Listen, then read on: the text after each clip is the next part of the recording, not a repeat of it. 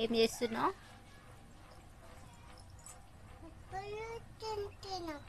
తిన్నావా? తమ్ముడు ఏం చేస్తుండు?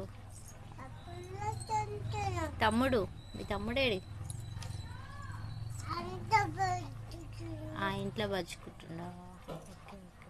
డాడీ ఇంటికి పోయినారా? Okay okay. బండి మీద పోయిందా? నీకు ఎవరిష్టం చిన్నోడా? ఇంకా డాడీ